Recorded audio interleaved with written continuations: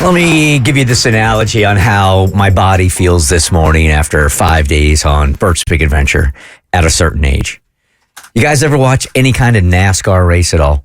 Yeah. Okay. See when a car gets banged up, gets like shoved into the wall, right? But it can still limp its way into pit road. Is that one tire that's like boom, boom? Yep. Boom, boom. Fenders hanging boom, boom. off of it, right? And you wonder, how is that? Is the engine even working? But it somehow, some way wobbles its way into pit road, right? Where it dies right there. It's like, that was it.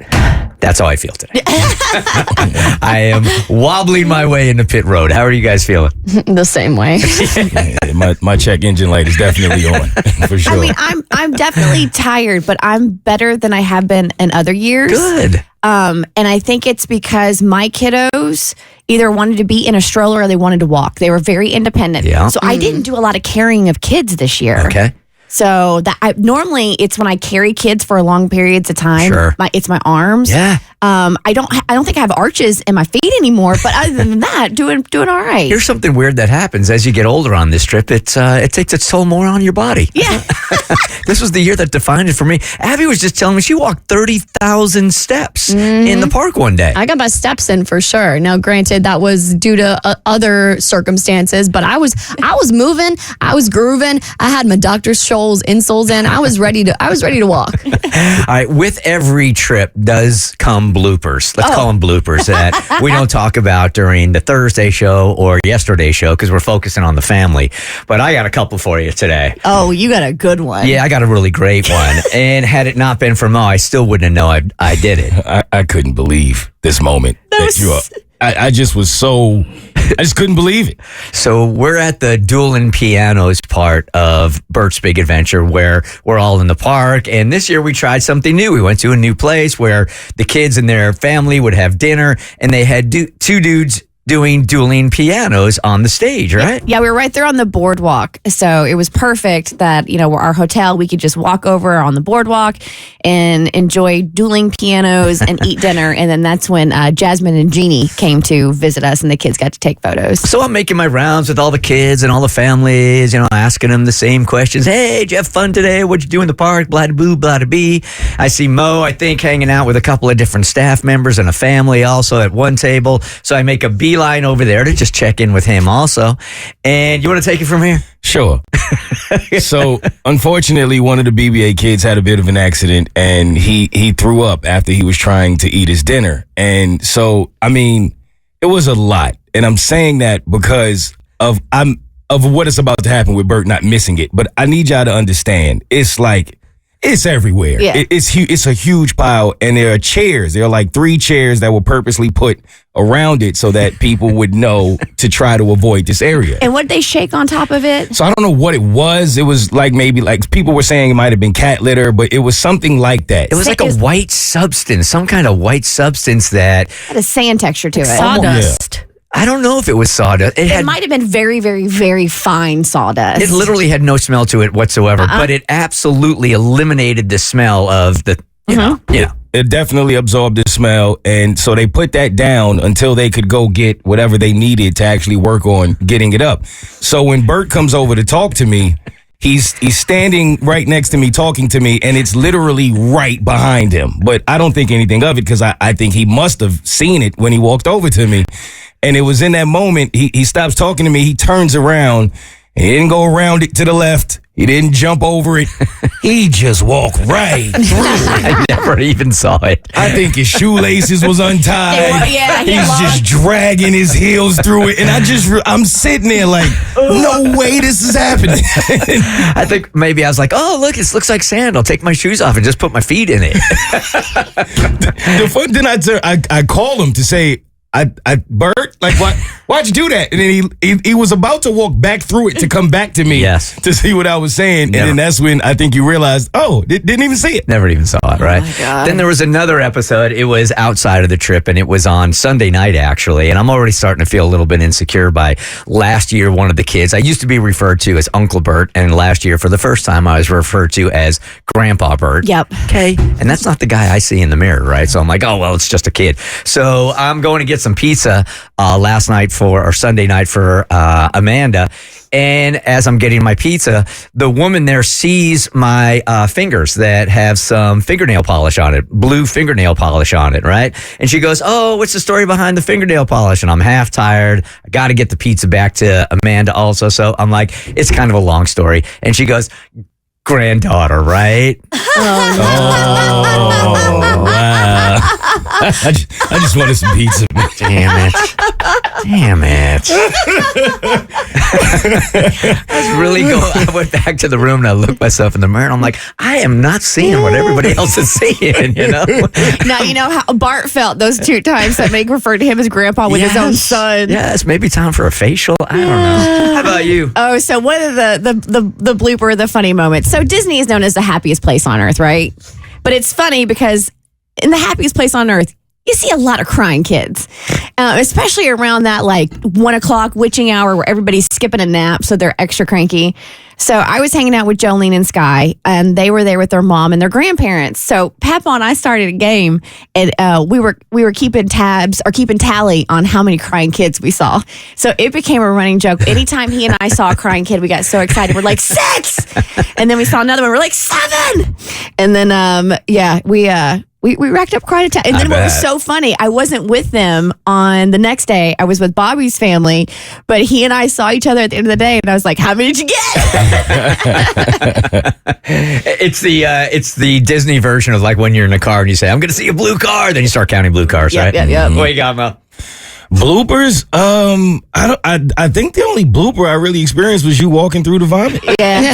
I mean, that's good for 1 year, man. That was about all I could think of in the blooper reel. Bragging rights there. How about you, Abby? Well, I didn't tell y'all about the time that the Disney staff thought I was getting human trafficked on the trip. What? So on our final night, once we were done hanging out with the families after our 2 days in the park, the staff wanted to go let off some steam and go listen to some live music down on the boardwalk at a place called Jelly Rolls. So it's probably like 11:30 midnight, and we're all hilariously dressed. I'm wearing a cat t-shirt, biker shorts, my BBA socks, and like Mickey ears, and I am ready to go. Like I'm ready to go. So I go downstairs, and I'm with 2 of our grown adult male staffers. I'm with a photographer named Zach, who's, maybe in his 40s. And then with Dr. Tom, who's a doctor in his 50s or 60s or whatever. Big dudes. I'm He's going to love that. 50s or 60s whatever. or 80 or whatever. I know his girlfriend thinks he's 40, but whatever. So anyway, I'm taking, I have half a brain today. I'm in full lobotomy mode. I'm allowed to make the joke. Yeah, you guys are going to get a loopy show today. Yeah. This is the Punch Drunk Bert show. Yeah. I got an eye infection. I got a sore throat. We're ready to go. Anyway, so I take the elevator downstairs with these 2 grown adult staffers, and we're standing in the bar area. It's like this small, dark bar tucked away in a corner, and there are these 2 hotel staffers that they look real serious. Like they both have earpieces in their ear. They've got suits on. There's a woman who's probably about my age, and then a man in his late 30s, early 40s. And I'm standing with Zach and Dr. Tom, and I immediately think, oh shoot, Sarah, the other photographer, has my jacket upstairs. So immediately I'm downstairs with them for like 4 seconds, and I immediately turn back around and go back to the elevator lobby. And I'm sitting there on my phone, and I see the 2 staffers follow me. And I'm like texting somebody or whatever, and I press the elevator button, and the woman comes up to me and she goes, "Are you okay?" And I look at her, I'm like, do I not look okay? And then I look in the mirror and I see myself wearing the cat t-shirt and my BBA socks. I look deranged. And I'm like, is she calling me ugly right now? And I was like, I'm not drunk. And she goes, okay. And then I get in the elevator, get my jacket, and move on with life. Just the judgments. The judgments. The judgments. Anything with the kids or anything? Yeah. Well, I also had a moment where I'm pretty sure one of the families thought I was abducting their kid. The first day I was with Rainey's family. And so they have this big squad of boys and then Rainey. And so I was hanging out with their son Slate because I kept getting rejected by the kids, and Slate would talk to me. So I was like, me and Slate are going to be buddies. We're going to talk about that later. Yeah, that's a whole separate segment. Yeah, it was a rough year for Abby. I've hit rock bottom this week, if you can't tell. So I'm hanging out with the family, and they're in line for the teacups. I have been to Disney 1,000 times. I have no interest in the teacups, but the family had been talking about getting breath mints all morning. Like the parents are so good. They know exactly what they're their kids need to stay distracted. And so they were like talking about getting breath mints. I'm like, okay, if y'all need breath mints, I'll go like hunt them down. So I take off and I'm like searching literally every gift shop for just some breath mints. Thank God I finally found some like 30 minutes in. But all of a sudden I get a call from Libby, who I was paired with. She's a BBA staffer. She's like, are you with Slate? Are you with Slate? Like, do you know where Slate is? I'm like, nah, man, I've been searching for breath mints for the past 25 minutes, but like, good luck. We were like the first family to lose a kid. It's not the award you want to get. And so I'm walking back and I'm thrilled. I found these breath mints. I'm like, this family's going to love me. They're going to think I'm so cool, so tuned to what they need. I found these breath mints after searching for 40 minutes. And all of a sudden I see the security staffer walk up to me and I go, that's bizarre. Why are they bringing this child to me? Because I've got astigmatism, so I can't see who it is. And then all of a sudden Slate's there and he's like, hey. And I'm like, hey, what are you doing? I was like, I'm glad I found you. So I start walking back and I run into the dad on the way back and he's bright red vein popping out of his forehead. He's like, where did you guys go? And I'm like, I didn't go anywhere. Like, I didn't take your kid. And I explained the whole situation. But there was a moment where I was like, they definitely thought I like took this kid off somewhere. I did have one moment I just remembered. This wasn't with the kid. It was with one of the helpers, though. Right after the trip, we're sitting in the airport. I'm feeling really good about the trip and all that has taken place. And I'm sitting in the airport with Tommy. And one of the guys walks over and goes, oh, hey, Tommy and AB. Oh, AB, who wasn't even on the trip this year. For context, AB is the only other black person that ends up, I was like, well, that wraps up the trip for me. Hey, lawyers are expensive. I understand it. As soon as you call, right after that, they want money out of you. You know, all that education is going to cost something. First you have the retainer fee, and then you have to start paying that hourly fee. Yeah, you don't need attorneys when you have Instagram now. I know. I was just hoping that people liked me enough to give me their services for free, as most influencers do on the Instagram. Well, you get what you pay for. So That is so true. I was delusional in the middle of the night a week ago, maybe 2 weeks ago, because I'm currently in the middle of a feud with my apartment complex because something is happening to where the fire alarm is going off in the middle of the night repeatedly. I think in the middle of the night, it has happened now, I think 5 times, but it goes off during the day too. So it is becoming like kind of a nightmare living situation, if I'm being honest with you. And my last straw was about 2 weeks ago when it went off around like midnight and I had just gotten to bed and I had just gotten into deep REM sleep and I'm woken up. And for context, like I have these big fire alarm lights in my apartment. So when it goes off, it's like this beep, beep, beep. And then you have these white flashing lights. I mean, it is the alarm clock from hell. And then I have 2 cats who are panicking. So now my cat mom senses are going off and I'm like, my babies, they're upset. They can't get their peace and quiet. And then my adrenaline's pumping. You know, when you wake up and like your heart's racing and you're sweating and it is just the worst thing. And now at this point, I'm like, well, I know this is just a fake fire alarm. So I'm not going downstairs. So I'm just sitting in my apartment listening to this go off for 30 minutes until somebody comes to turn it off. And then you can't get back to sleep because now your adrenaline's rushing and then the alarm goes off again at 2 a.m. How long has this been going on? It happened this summer and then there was a long period of silence and then it started happening in January, like back to back. So this was me in a moment of desperation, waking up on Instagram to tell everyone, okay, this is what's going on. I don't know. Do I have any rights? Can I sue somebody? And the worst possible thing happens in this moment at the end of the video. I don't know if this is going to come off like overly dramatic, but I'm sleep deprived from being jostled out of my bed at midnight by my fire alarm for the 7th time this year. I have a lot of followers, so I'm hoping there's somebody who knows like an answer to this. Do I have any legal rights to the fire alarm going off in the middle of the night all the time? Like, this is actually insane. Oh. Just my face in that moment, just watching it wash over me again, that this was going to be happening throughout the night. What are the odds that you're recording that video and as you're recording the video about how sleep deprived and like annoyed, I would want to punch a wall because of my misophonia. That would absolutely, and then you're doing that video and the fire alarm goes off. I had a body part pucker. It just happened. Has it rescinded into your body? It did. As someone who lives in an apartment, like if you've never experienced that fire, it is so loud. It is piercingly loud. Like it's happened to me Maybe once every 2 months, but it doesn't happen to me as much as it happens to you. But it's very annoying. Wait, once every 2 months at your complex? It goes off. I thought it was kind of normal, to be honest. I'm wondering because like apartment fires, obviously the level of devastation that can occur. So I'm sure that the fire alarms have to be highly sensitive. But you going like 7 times within the span of a couple of months is insane. If it happened like once, maybe every 6 months, I could forgive it because I'm like, okay, maybe somebody was cooking popcorn or whatever. But it's to the point where I'm like, there's something that was built wrong with this specific building. And it sucks because otherwise I've had a really great time living there. But I'm like, at this point, I'm like, this is just like medieval torture, like getting woken up in the middle of the night, like freaking out about my kitties. So I turned to Instagram and I was like, can anybody give me any advice whatsoever? Can I get out my lease? Can they give me free rent? What's going on?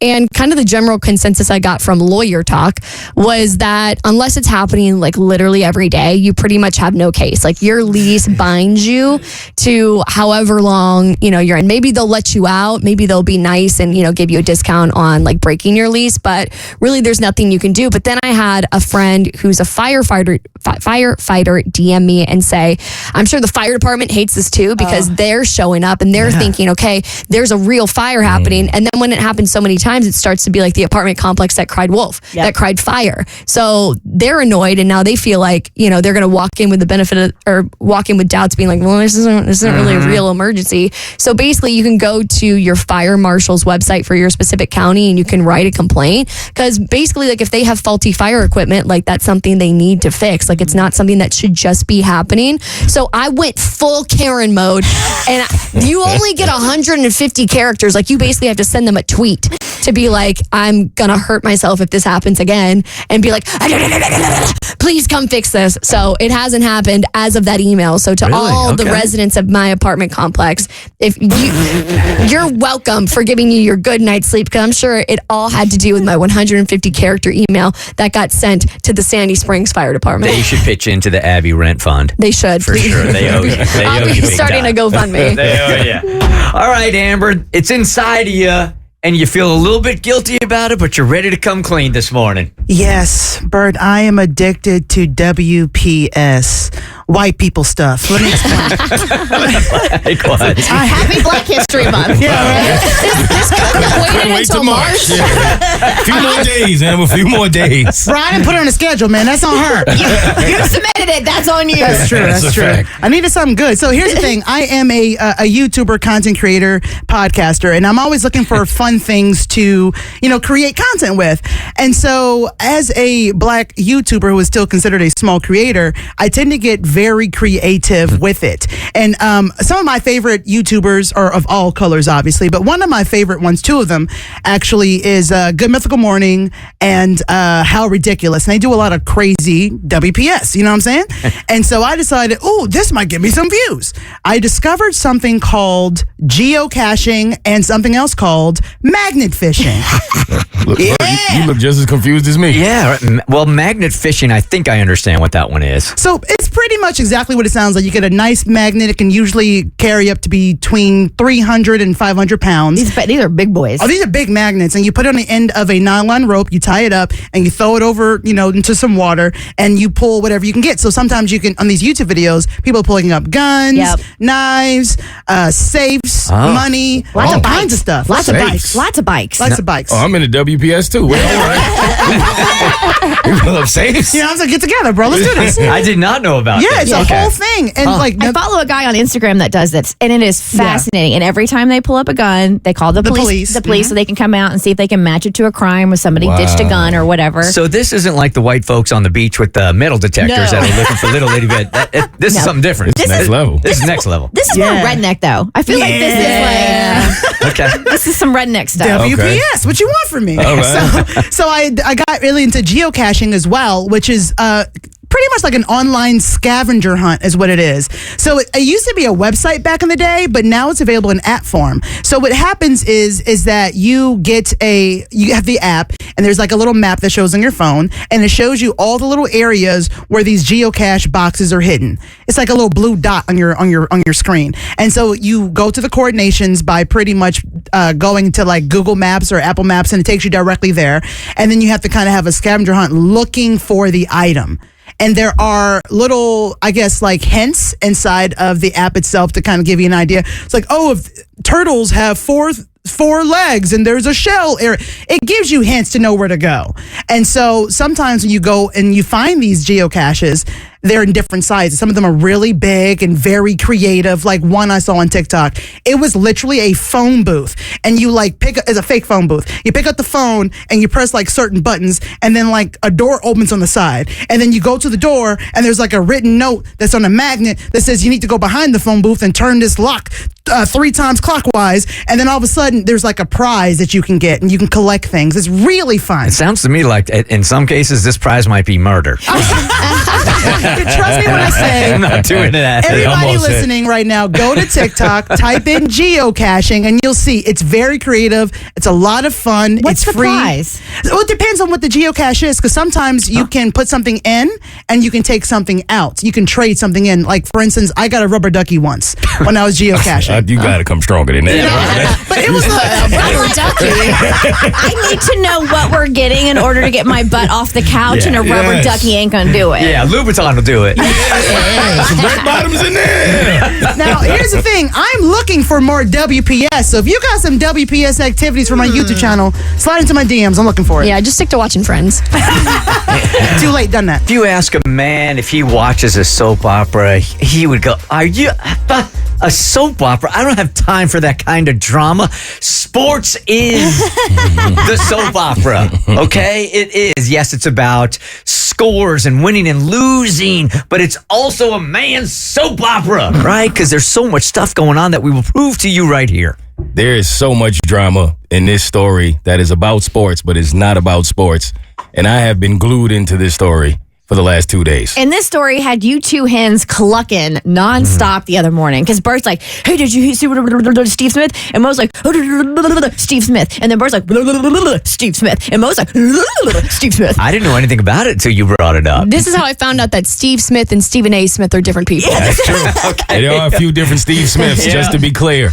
So this Steve Smith, his name is Steve Smith Sr., and he played in the NFL. He played for the Carolina Panthers for the majority of his career. He was a wide receiver. Really, really, really good football player, a Hall of Famer.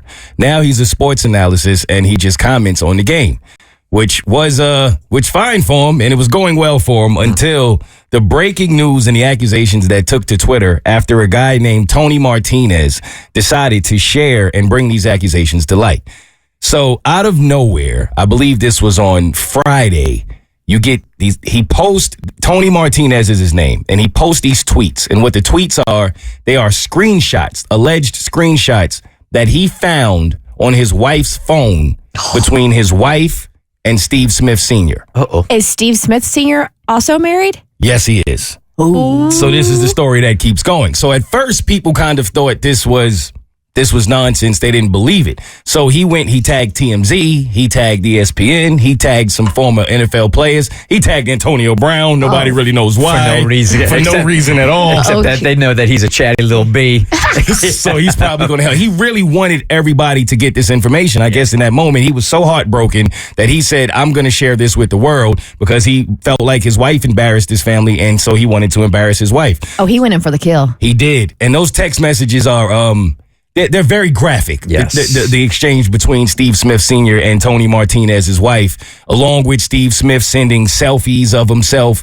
So people started to realize, like, oh, this actually is true. So his wife, Nicole, has these texts, and he's even posting the photos that Stephen Smith sent to her as well. So apparently, Steve Smith Sr. and the wife, he's seen conversations going back and forth between them about things that they were doing in the bedroom since November. Oh, no. That's how long that this has been going on. And do I have this right, that the mistress here was part of the Ravens marching band? She works for the Ravens marching band, which is apparently how they met, because Steve Smith does sports analysis for the Baltimore Ravens. So apparently that's how they met, and they tried to keep this relationship under wraps. But once the husband found out, not only did he put the conversations out there, he called Steve Smith Sr. himself on the cell phone, and it's like a 7-minute conversation, which is odd because people are like, why did Steve Smith Sr. stay on the phone so long? Because in the beginning of the conversation, the guy calls him and he says, "Is this Steve?" And he says, you know who this is, and I know what's going on with you and my wife. What do you have to say for yourself? You're always on TV talking about being a man. Well, be a man now and face tell me what's up. He called him to the carpet. Yes, he did. And all you literally hear Steve Smith says, and it's him. You can tell it's his voice. He says, I'm sorry. That's it. He didn't say another word, but he stayed on the phone for like another 7 minutes and let the guy vent. I don't know if he felt like this is the least I can do. So he's probably thinking while that's going on. I'm assuming he's recording this call. So if I say less, then maybe that'll be better in the long run. Maybe. That's probably what I'm assuming happened. And then the internet gets to interneting and doing what they do best. And somehow someone found, I guess when the guy hangs up the phone call, at like, you know how the phone, it hangs up and then it shows like your screensaver or your photo you have in the background. So his photo happened to be a picture of him, his wife, and his kid. Somebody framed that second and then put it online, and then everybody was able to find his wife. And they started posting pictures of his wife. I'm sure he didn't think that was about to happen. I don't think so. So then that all got out there. Now, at this point, it's made TMZ. It's made Yahoo. They're posting the pictures. They're posting the entire situation to the point where they found out that Steve Smith Sr., who has, I believe, 4 kids in his marriage, was taking family photos. And it was literally like weeks after he was with the mistress. And so they putting all of this together. Oh, so they're like figuring out timelines. So they're looking Yes. at those text messages and then going back in his stuff and like piecemealing like a whole freaking timeline of what he was doing with his wife, and then a day later what he was doing with her. 1,000%. Whoa, people have too much time. They're like, this dude was with her a week ago, and now he's taking family pictures as if nothing is going on. Did you say that he has made some kind of apology publicly yet, or is he just kind of hiding a little bit till it blows over? He's hiding. So we haven't heard a word. The only thing we have literally heard Steve Smith say is, I'm sorry, on that phone call. But publicly, he has not said anything. His wife has not said anything. His family is obviously trying to, have their privacy. So, and then even the guy, I think he started to regret it after a while. I think it was like something he wanted to do emotionally until it happened. And he was like, okay, people are not really siding with me. People were more so siding with Steve Smith, believe it or not. I don't know if it's because they know him and he's famous, but it is a hell of a story that just continues to keep going. And I guess we're waiting to see how Steve Smith is going to respond. They say that if you think about it long enough, everybody has a $1 billion idea in them. I'm not so sure it's true. We have heard Jackson and we have heard Messy Mikey come in here before, not with $1 billion ideas, but not even $2 ideas. So let's see what we got today. Dollar ideas. Dollar ideas. Even the Dollar General store would turn you down on this one. Hey, inflation's crazy these days. What were the last ones you guys pitched us on? The last ones were for solving the problem of when you get that little extra dribble in your pants as a man. And I solved that for free. You did. Okay, but you're going to have to go to the bonus content for that. I got a couple of DMs about that with practice, it is effective. I'm on a roll lately. Yeah, it's worked, right? I truly am. Man. I still haven't found the button. But you're having a good time. I'm not complaining. All right, what's on the table today? All right, so this week, everyone's heard about Shark Tank, obviously. So we've dubbed this Stank Tank, where we've come up with we think about a problem that everybody goes through, or most people go through on the their day-to-day lives, and we're coming up with fun and creative product solutions as to how to solve these problems. And the problem that we're solving this week is everything that has to do with the dreaded chore of laundry. Okay, does that make sense? That is the worst. For If you sure. put them all together, that's at the top of the list. That vacuuming too, man. I totally agree that laundry is by the worst. far the It's absolute the folding worst. for me. The I know. folding. The Yes. folding. Yeah. Putting it away. Yeah. I hate hanging it up. I know, and it's after you've done all the other stuff too, so it's like a it's the whole thing. Yeah. So this week, Mikey's going to kick us off. Okay. Well, hey there, sharks.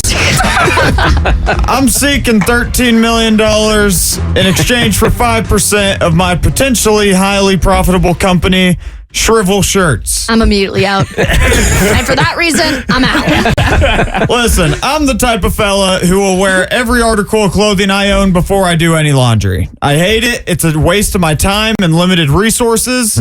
What I hate even more is folding clothes. Listen, everybody, if you're like me or anybody who's not a complete OCD sleeper agent, you hate folding clothes. Even putting clothes on hangers is a big load of gobbledygook. Yes. Yeah. Mm-hmm. Think of it this way. You're put on this planet to help some, hurt no one, and have as much fun as you can on these quick trips around the sun. These beautiful days before us are not to be spent folding Rolling Stone tees from Target or hanging khaki pants. That's why I've teamed up with the little goblins that torture my brain and created shrivel shirts. Shrivel shirts. That's a pair of pants. What just happened? We make pants too.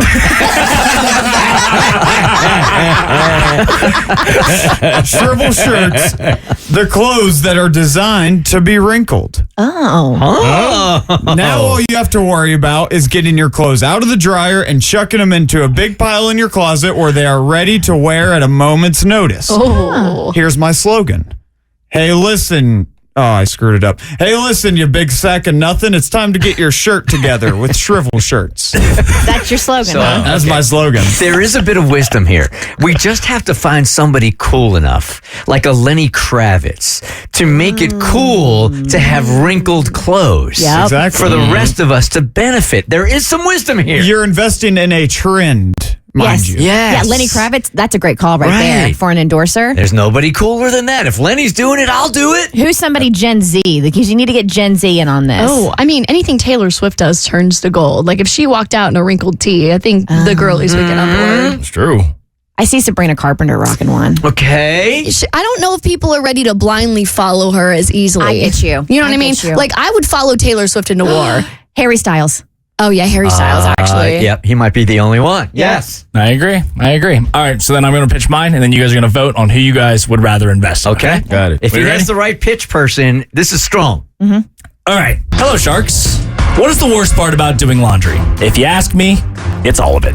I hate laundry because there's so many steps that can't all be done at once. You have to separate out the clothes, you got to wash them, dry them, hang things, blah, blah, blah. You guys know the rest. And it's literally, truly my least favorite chore, which is why I'm asking for 6 positive affirmations in exchange for 8% to the rights to copyright potentially the name of the company. And that is the One Wear Wonders. One Wear Wonders are clothes that replicate all the latest fashion, but that you wear only once and then you get rid of them forever. Everyone uses one-time plastic utensils, paper plates. Why not the same thing for your clothes? Babies have disposable diapers. Why can't we have the same luxury? Jackson, but what about the environment? Sure, there is the glaringly obvious environmental impacts, which is why up to 15% of our clothes are recyclable. Kind of. Everyone is always concerned about microplastics, and they're so scared because you can't see them, which is why we're using brand new macroplastics technology so that you can physically see the environmental impact that you're having. Does that exist? Okay. Yeah, well, those are just everyday plastics. Oh, okay. So join me and countless others in saying goodbye to the worst chore in the world and say hello to the future of pollution. How much are these shirts or pants that you wear once and throw away going to cost? $4.99. $4.99. $4.99. I can only wear once. Oh, you throw them away after you're done with them. So like you can re-wear them if you want, but then the second you need to wash them, then they're gone. Yeah, I think they're called Shein. I think it's already happening. That's a fact. I think they beat you to it. I was going to go with Old Navy because that's how I feel about Old Navy. I tell you what, if I was going to invest, I think it would have to be in Jackson's here. Yeah. What do you mean? Look, the environment is not my problem. It's my kid's problem. That is such a boomer thing to say. Hey, I'm going shrivel shirts all day. Thank you. I'd rather wear something once than walk around wrinkled. I'm going with Jackson. Yeah. Come on. I'm going shrivel shirts, surprisingly. I'm shocked. Right, a little peek behind the scenes at Bert's Big Adventure this week, right? While it wasn't for a lack of trying, it was certainly a humbling week for Abby. Yeah, Bless her little heart. this is a new rock bottom for me. I'm not having a good week. I just booked my telehealth appointment to get my antibiotics. I was rejected all week by the children, who are the reason I'm getting the antibiotics. I'm tired. I'm exhausted. I'm emotionally spent. It's not great for me. I think maybe you're psyching yourself out by telling think so, yourself too. over and over again that you're not good with kids.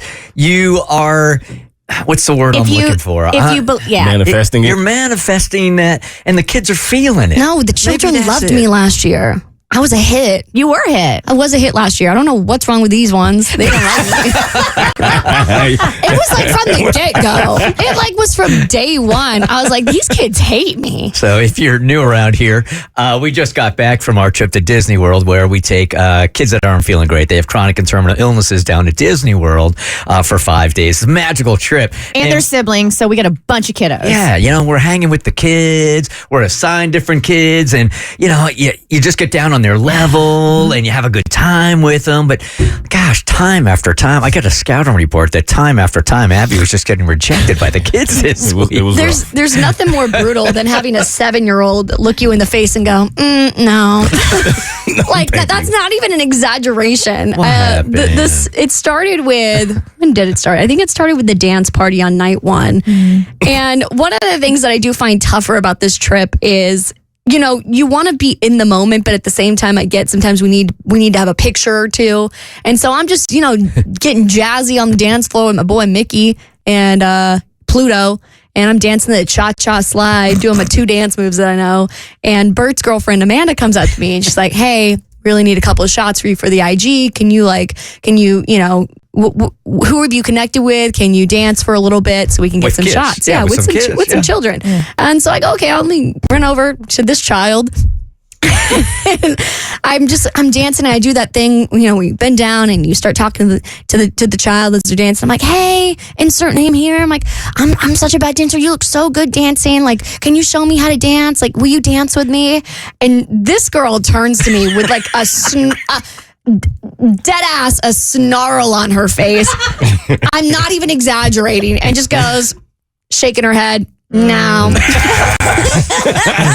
I just look at Amanda dumbfounded, like I don't know what to do in this moment. Amanda said she got it on. She got a picture of it. She got a picture of it? Yeah, it's oh my a God. beautiful moment. There's a lot of bad pictures of me that night too, because then the confetti cannons went off, and that was loud, and you can't do that in 2025 America, because I thought we were about to die. I was like, something's going down.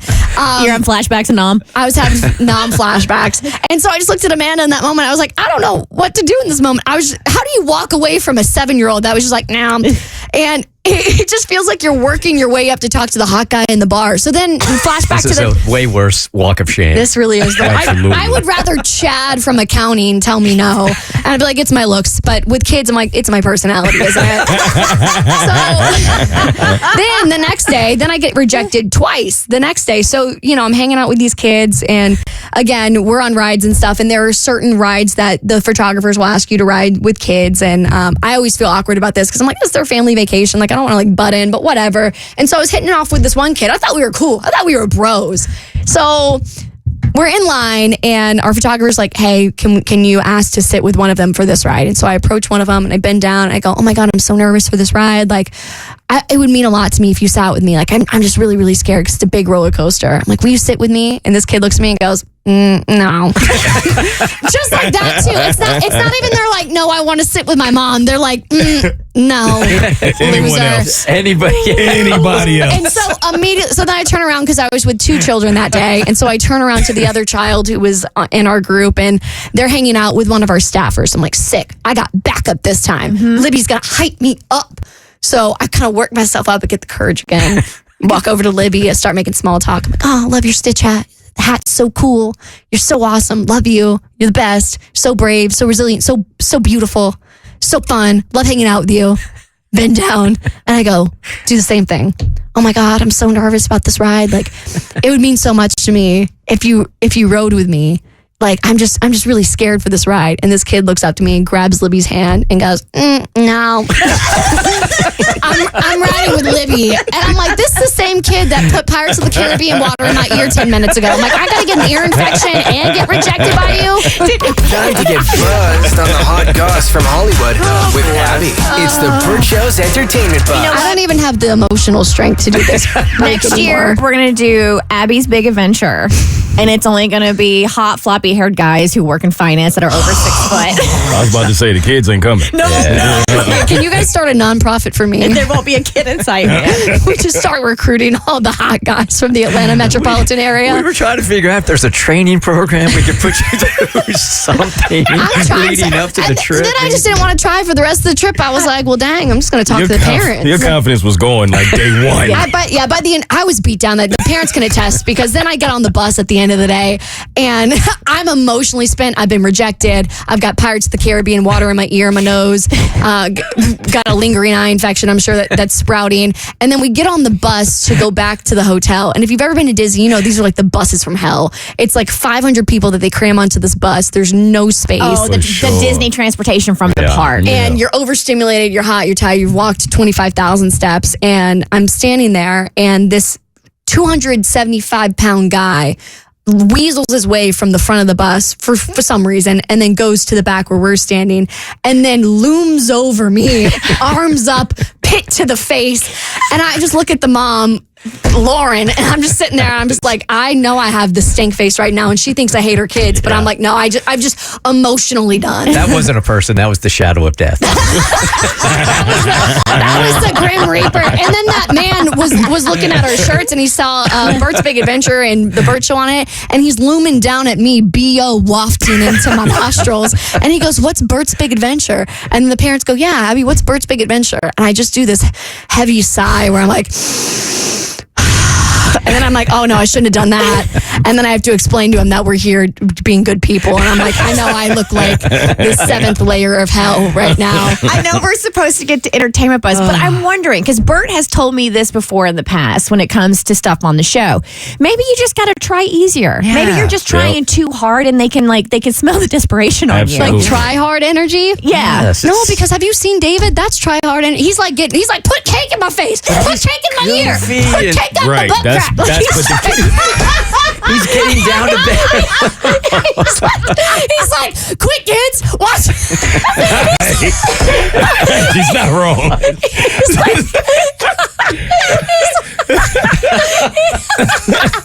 I lost my headphones. He gets out of their level, and he's the goofy. He's It works for him. He's a clown. Lovable. He's a clown. Love him. And he's like, Yes. look, kids, watch me snort this frosting. Like, he'll do anything. And they love him. And then all I want to do is the Cupid shuffle with Jared or whoever, Jason. Okay. And All right, let's take a break and try to regroup for an Entertainment Buzz. Emotionally, call your therapist real quick. Yes. Go to BetterHelp. Do whatever you got to do. Can you come back and do Entertainment Buzz? no, I want to go home, Bert. And when we put this on the podcast, put the whole entire thing. When we were supposed to go to Entertainment Buzz, and then we just kept on veering and making Abby feel worse than she already does. I'm just here so I don't get fined. Well, there's good news. I'm just here so I don't get fined. We spent the last 5 days bringing families together. Today, let's go ahead and break one right apart with War of the Roses. Sounds like a great idea. Hey, Samantha. Okay, what's going on with you and your husband? You think he might be messing around? What's going on? Hey, how are you guys? Good, thank you. Good. Well, so I heard Cassie and Tommy, they're my neighbors, talking about their new RV or whatever. And then I, my husband and I, we have an RV, and we recently discovered that our neighbors down the street have an RV.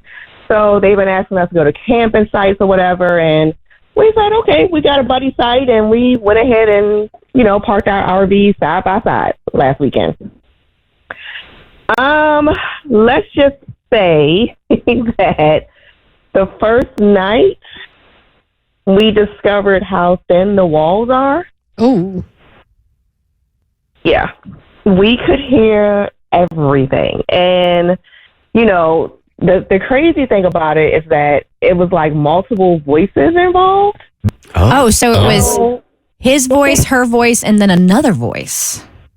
Like 2 other voices. Oh, my. Okay. Hey. All right. If the RVs are rocking.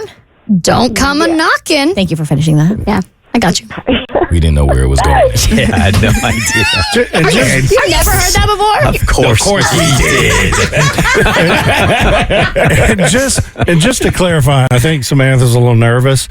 She said Cassie and I were her neighbors. We're not her neighbors. She heard us talking about our RVs on the show. Oh, okay. Her neighbors are two totally different people. Cassie and I were not in the RV next door making noise. Is this the War of the Roses where we find out y'all are swingers? I just wanted to point that out. It's me, Tommy, and Renee. She just heard us talking about our RVs and thought this would be a good story Got for it. us. All right, so Yes, the RV. I meant to clarify that. I'm still in shock from what happened. All right, so the RVs are next to each other. You hear noises coming out of the other RV, and it's clearly two couples in there. Yeah. Okay. Yeah. All right. All right. And so then the next morning, we cooked breakfast around the campsite, and my husband said to, the other husband or whatever, he was like, sounds like you guys had fun last night. And they weren't, and my husband does that all the time. He's so embarrassing. But then my neighbors weren't even embarrassed. They were just like, yeah, there's a whole swinger RV underworld that we just found out about. What? Oh, wow. I am Googling swinger. Tell us RV. more. I've heard about this. Yeah, I'm I guessing bet. that's why you got an RV. I've only been camping twice, and we didn't have neighbors either time, thank God. So I have not, and I've walked around the campgrounds, but I have not seen any. So there's like a swinging subculture in RV parks? I've read about it online, but I've not yet to witness it, and nor Yet. do I want to. So apparently you can search the Pineapple Express RV group. Hey. Oh, Okay. choo-choo. Yeah. That makes sense. That's ironic. You'll see. Pineapples in the garden. Yep. Just know that's what that means. Okay. The pineapple garden flag. Yeah. You see that? So where's That's what that means. your husband come in on this whole thing, and why are you curious about your husband, and why are we doing a War of the Roses? Okay. So later that day, our neighbors, they seem to be laying around, whatever, laying down in the ground or whatever, chilling, and they asked us if we'd be interested in joining, and I'm using air quotes, the club. Okay, I'd be insulted if they didn't.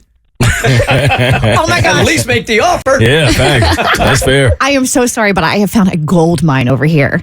So there is a website. I found the Pineapple Exchange RV group on the internet, and it says where the open road meets open mines. And the open that's the slogan. other stuff. Yeah, there's a lot of open I stuff. see a new Kristen Darkside coming up. The dark sides of the Pineapple Express. Yep, something. Go ahead. Sorry. All right, so go ahead. No.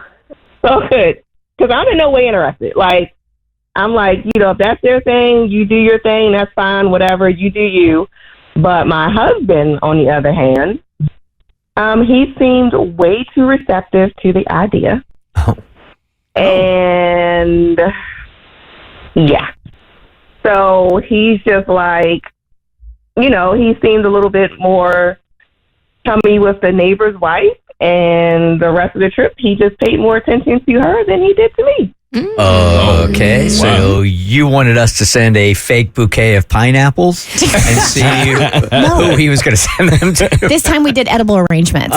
Stop. Yeah, we did. No, we did. Did we really? We did. No. If you didn't think I wasn't going to try to set this guy up, that's exactly what we did. That's hilarious. So you wanted us to test if we gave him this free gift, if he was going to turn around and send them to you or get flirty with the RV neighbor. Is that right? Yeah, because they want to go camping again this weekend. I've made it very clear I'm not interested. I have no desire. But he's into it. So. Okay. All right. So give us a couple of minutes. I think you guys know now Bert's Big Adventure is officially over. So when we come back, we will find out if he sent the edible arrangement to you or your RV neighbor. So Samantha wanted us to test her man here. She's got herself an RV, parks it in an RV park, and the RV next to them, they didn't know when they pulled in, but they're swingers, right? So the husband heard about it the other day. He heard things going on in there, and he'd been getting a little bit flirty. So yeah, these are neighbors of theirs, and when they found out they both had RVs, they like, let's go parking together. And they learned a lot about their neighbors thanks to this parking next to each other at RV park. So we tested him to see his loyalty, and we'll get to that in a second. But Kristen is too tickled about this RV swinging website. Yes. So apparently there is an RV swinging community. I mean, one would assume, but this is also, obviously news to us. You can get out of there fast, man. Things go sideways. But I discovered the Pineapple Exchange RV group. And this is specific. So they have nudist parks, nudist beaches, hedonism trips, and then there's perv parties. Oh. So I went to the perv parties page. Yes, you did. And this is the summary for the Pineapple Exchange RV group. Where the open road meets open minds, rolling homes and roaming desires. Welcome to the Pineapple Exchange RV group, where the highways are long, the adventures are wild, and the neighbors might just invite you over for more than just a campfire chat. Come on. What we're all about? Swinging and slinging. Hitches, that is. Whether you're a full-time RVer or just dabbling in the mobile lifestyle, we connect RV enthusiasts with the best lifestyle-friendly parks, resorts, and events across North America. Whoever wrote this, I feel, is the same kind of guy that does those finger pistols all the time. Looks at himself in the mirror and just gives himself a little. The Ultimate Travel Club. Find hidden gems, epic destinations, and the most quote-unquote welcoming campgrounds, wink, wink, where the Wi-Fi may be weak, but the connections are strong. Waka waka. Community and camaraderie, a place to share road trip tales, travel tips, and maybe swap more than just travel stories. Oh, boy. So hitch up, gas up, and get ready for a journey filled with adventure, laughter, and just the right amount of mischief. Let's turn the open road into one big playground. Join the fun today, because life's too short for boring RV parks. Honk, honk, beep, beep.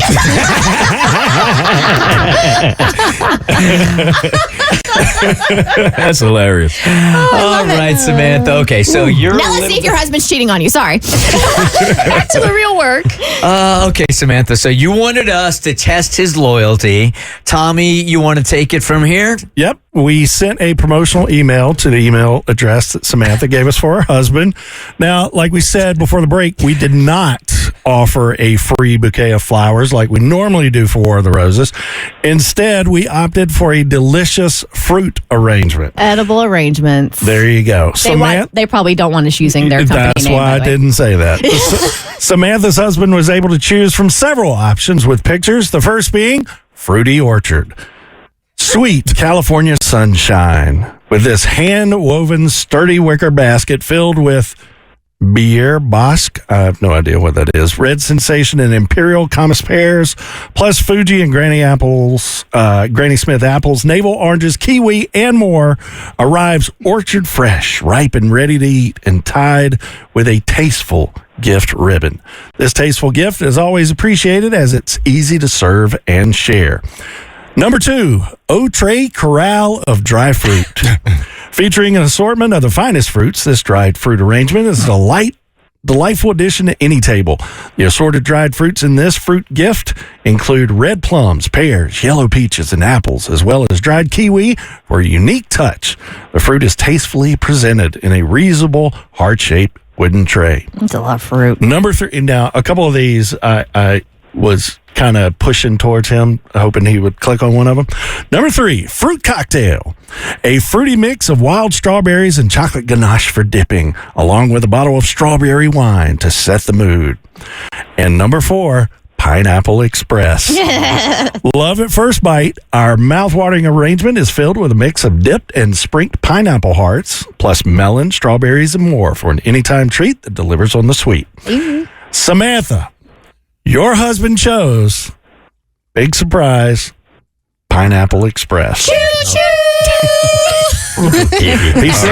He said delivery. We are the finger guns guy. You are. Beep, beep, choo, choo. He said delivery for today, and the delivery is set for a home address. The free fruit arrangement is going to your neighbor's home address. I'm shocked. There He's is so good news. basic. Your husband did not send the arrangement to just the wife.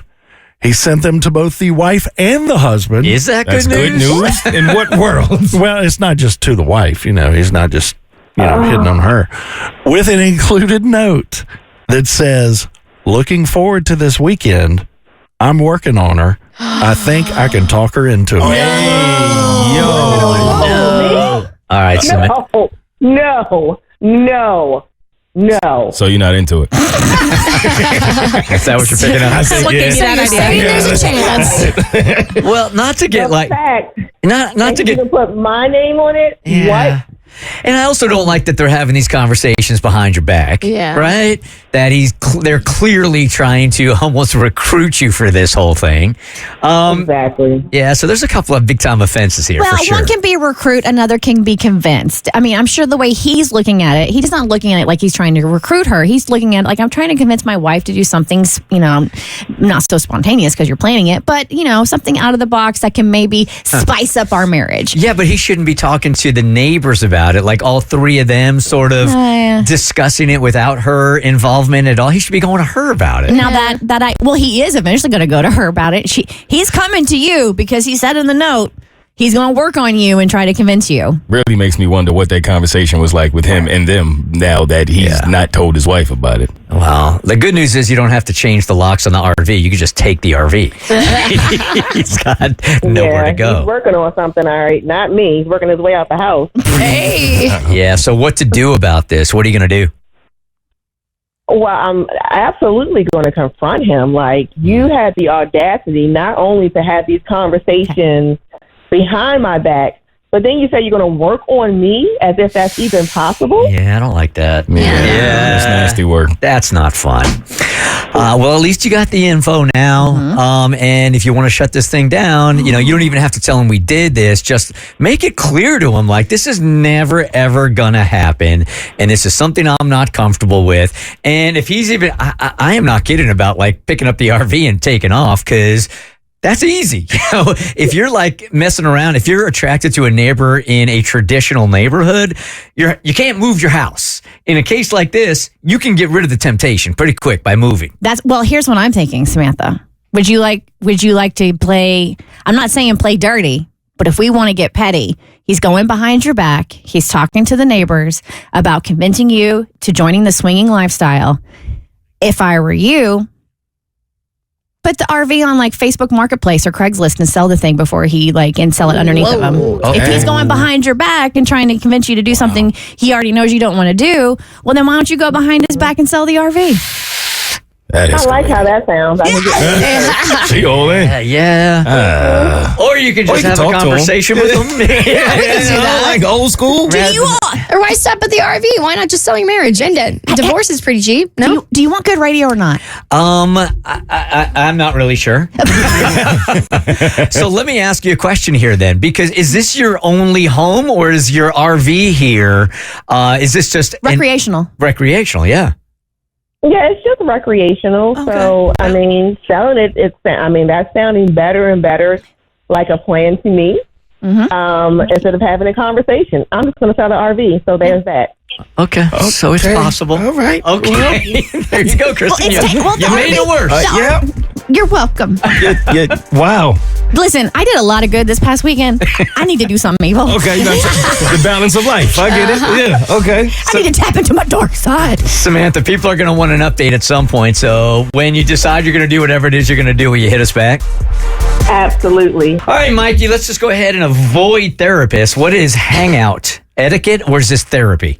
This is Hangout etiquette. Etiquette, okay. I think people need a refresher on what the etiquette is when you hang out with friends. Okay. Because I believe my friends are in the wrong here. You are coming in hot and salty. Yeah, I'm salted up. I'm a pretzel, baby.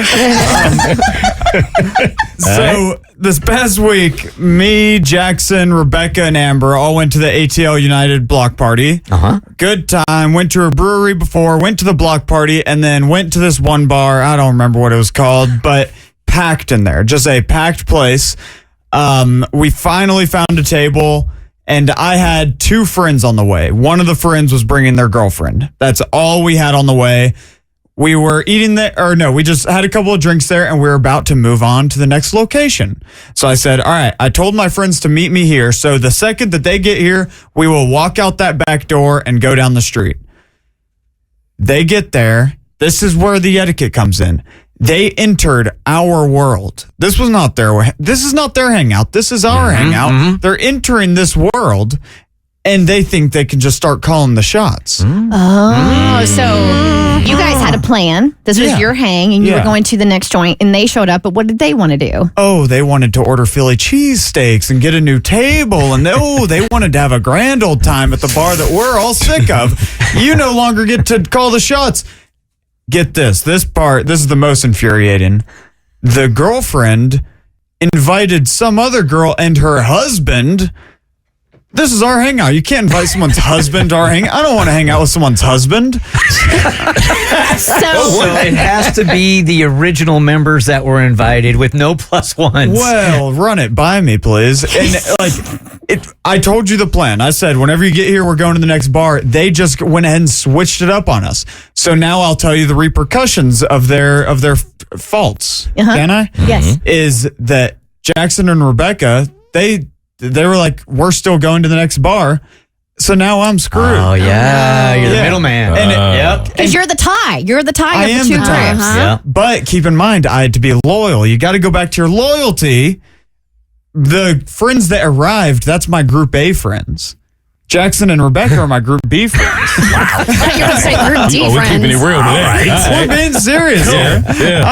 I'm your group B friend. You're my group B Nope, friend. I would have said you were in. That's okay. Group C now. That's a lie. But no, so I lost my B's, even though I had an entire day planned with Jackson. We had a great plan going, and it all just got shattered. Now, if it wasn't loyalty, all right, for your A group, would you have rather hung with Jackson and Rebecca?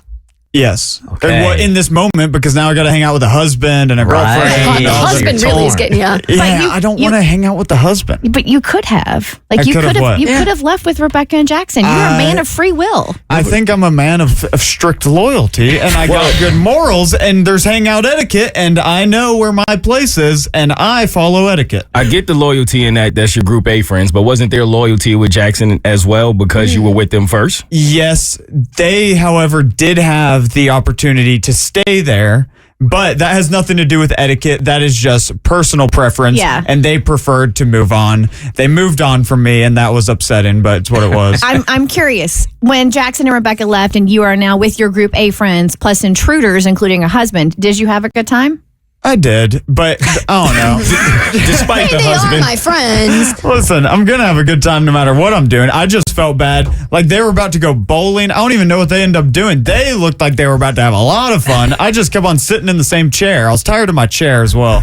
I think Jackson came in here this morning and he wanted to tell us about the most exciting and amazing day he's ever had in his life. Yeah, it's definitely top 3, I think. I mean, I think the first maybe etiquette faux pas that occurred was that I didn't know that other people were showing up to this hangout in the first place. So you were the first offender by inviting friends to your... I disagree. I believe I clued him in because I would not break etiquette like that. You clued me in when we were already hanging out. Ooh. And so that was a little bit unexpected that there were people coming. And so when we were at this other place, he was like, my friends are about to be here, but we're going to go to the next place. I had already flagged down their server to grab checks, and we were like getting ready to go, which is why as soon as they showed up, we left and we were like, all right, we'll meet you at the next place once they round everyone up. And then they just never showed up to the next place. I might have done the bad You etiquette. had the party it was foul, you, Mikey. man. It was I you. might have done it. No. Yep. Oh, no. For a second there, I thought you were losing your grip on your B friend status, but it appears as though it's Mikey is at fault. I think I'm at fault here. I can't believe it. You are 100% at fault. Well, that's never happened. How you doing today, Teddy Swims? I'm great, man. I'm in Zurich right now, man. So it's about 3 p.m. over here. Okay, so we're getting you right in the middle of your day. You're awake and we're not. Well, Hey, thank y'all for doing this then. yeah, of course, man. We always like to see these Georgia guys do really, really well. My question for you, though, is when you meet new people, do you tell them that you're from Conyers or you tell them that you are from Atlanta? I always say I'm from Conyers, but I'll always say like I'm about 30 minutes east of Atlanta or something like that to, kind of, I mean, like let them know that, but I always like to claim Rockdale County, man. I mean, of course I grew up in Atlanta and, always went up to Atlanta, but I'm just, I've always got to be Rockdale County, man. Conyers, Georgia is where I'm from. So I got to put that on no matter what. All right, in a second, we're going to talk about I've tried everything but therapy. As I'm looking at you, though, my man, so I have a couple of different tattoos, and you've got tats all over the place, on your neck, your face. What is which tattoo hurt the most? Would you not recommend a body part to get tattooed? Dude, my back hurts so bad, dude. I still haven't finished it, and it's been like 5 years, and I'm like, I need to get back over there and finish it, but I gave it to such a stupid idea. So I like, we saw this meme. I was hammered one day, and we saw this meme of you ever seen the meme of Jesus crossing up the devil playing basketball? So I have my entire back given to this piece, and it was, I thought it was like, it was a funny joke, but then after 8 hours of pain and still not finishing it, it's just frankly not that damn funny. So the one on the back it hurts more than the ones on the face? Oh God, it's miserable on the back. Miserable. Teddy, what's up, brother? I'm a fan of your music, man, and I feel like you got a real unique sound that kind of blends soul, R&B, rock, and pop, and there's always conversation about what genre best fits you. And I'm just wondering, like, how would you define your sound?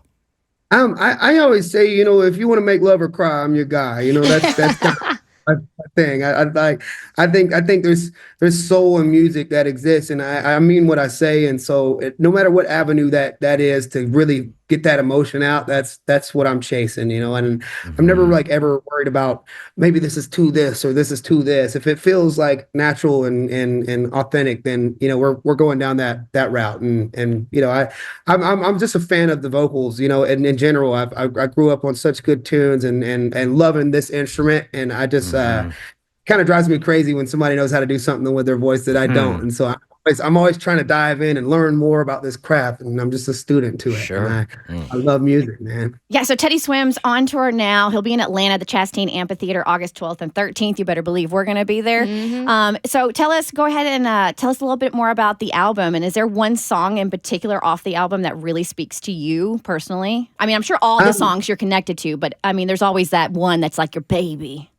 Yeah, they all really touched me. I mean, in so many ways, and I think with the part two, it was a good thing, because from part one, I was in a really like heartbroken, bad place, and I think doing part two was important because I've fallen back in love. I'm getting ready to have a kid. I've tried therapy. I've done a lot of healing, and so I think part two was kind of this showing my journey of this healing that I'm on, and I think one of the songs that really, I guess, touches me would be, I love this song called Northern Lights currently. It's that song is like kind of, when a situation ends with someone, it's good to look back on the things rather than the negativity parts of it, to look on it and say that I'm glad for that time we had together and that beautiful space we shared together. And that's been one of my parts of my healing journey, is to look back on those things and not think about the bad times in relationships that ended, but also think about the good times and how much it's made me a better person and healed me, and helped me in a lot of ways. And so I think that song says a little bit about closure in that way. Beautiful. All right. So for Georgians, you got to go ahead and support our dudes, right? See him at Chastain, and the new album is out. I've tried everything but therapy, part 2. Teddy Swims, thanks for the time, man. Really appreciate it. Good luck. Thank you, guys. Hey, I'm requesting now. You got a baby on the way. Let's make this next album a lullaby album. Yeah. Wait, and he's doing June, so when I get to Chastain, he'll be there. 2 months old, man. And stay away from therapy. It's clearly working. Take care, Teddy. Yeah, y'all too. Bye now. The Bert Show.